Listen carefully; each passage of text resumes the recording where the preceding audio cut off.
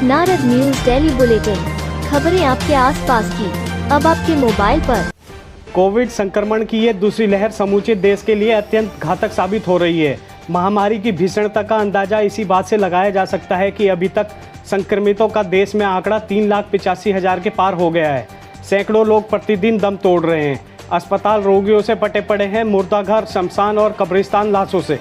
राज्य सरकार द्वारा कोविड चेन तोड़ने के लिए देहरादून, ऋषिकेश, मसूरी, हरबटपुर, विकासनगर में 3 मई तक कोरोना कर्फ्यू लगाया है, जिसके तहत सिर्फ आवश्यक वस्तुओं को दोपहर 2 बजे तक के खोलने का आदेश है। ऐसे में विकासनगर में कुछ दुकानदार सुबह से ही दुकानों के बाहर बैठकर ग्राहकों को दुकानों के भीतर ले जाकर सामान बेचने से बाज नहीं आ रहे हैं। ऐसे ही विकासनगर के 3 दुकानदारों के खिलाफ बाजार चौकी प्रभारी अर्जुन सिंह गोसाई ने लॉकडाउन का उल्लंघन करते हुए दुकानों से चोरी छुपे सामान बेचने पर विजय राजन पुत्र स्वर्गीय सोम प्रकाश, श्री कंकन स्टोर, जैन मंदिर गली, गोपाल मल्होत्रा पुत्र Kishanlal Malhotra lehenga store, college road, Anurag Maheshwari पुत्र नरेंद्र महेश्वरी, जैन मंदिर गली, पूजा स्टोर, तीनों दुकानदारों के विरुद्ध मुकदमा दर्ज किया है। महामारी के इस दौर में जहां रिश्तेदार पड़ोसी संक्रमित मरीजों की मदद करने की बजाय उनसे कन्नी काट रहे हैं, वहीं इस दौर में विकासनगर कोतवाली पुलिस अपनी भूमिका का बखूबी निर्वहन कर रही है।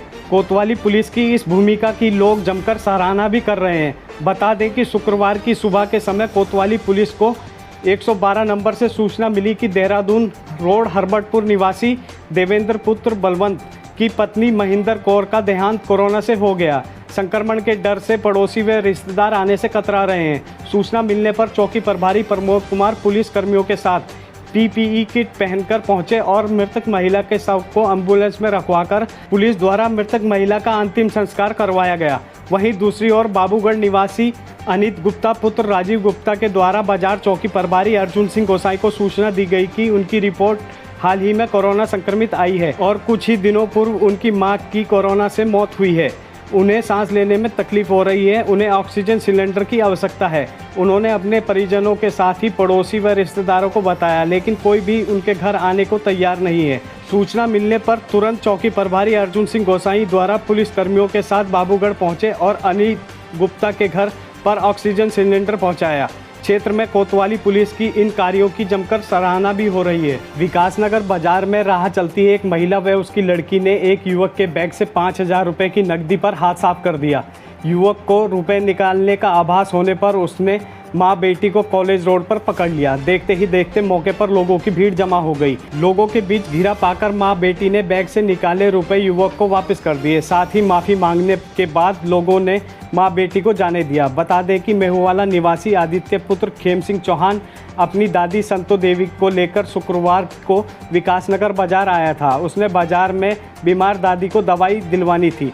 उसने कंधे पर बैग टांग रखा था जिसमें 5,000 रुपये रखे हुए थे। बताया जा रहा है कि आरोपी मां बेटी बाजार से ही उसके पीछे लगी थी।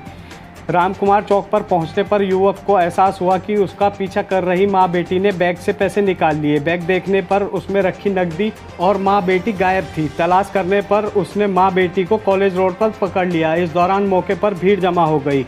अपने को घिरा देख मां बेटी ने युवक को 5,000 रुपये लौटा दिए और दादी पोते से माफ़ी मांग ली। इस पर आसपास मौजूद लोगों ने आरोपी मां बेटी को वहां से जाने दिया।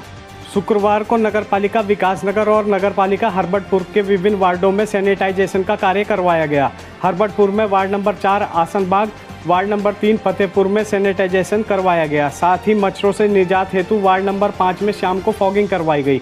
इस दौरान मोहम्मद आजम, शिव कुमार, रवि, सुनील, रानू आदि मौजूद रहे। वहीं विकासनगर के वार्ड नंबर 4 में सभासद राकेश जॉन के द्वारा सभी गलियों में सैनिटाइजेशन का कार्य अपनी उपस्थिति में करवाया। इसके अलावा वार्ड नंबर 10 में भी सैनिटाइजेशन का कार्य किया गया। इस दौरान सुपरवाइजर सुरेंद्र सिंह तोमर, अभिषेक, तरुण, राजवीर, चंचल आदि मौजूद रहे। उत्तराखंड में 1 मई से 18 वर्ष से ऊपर के लोगों को कोरोना का टीका नहीं लग पाएगा।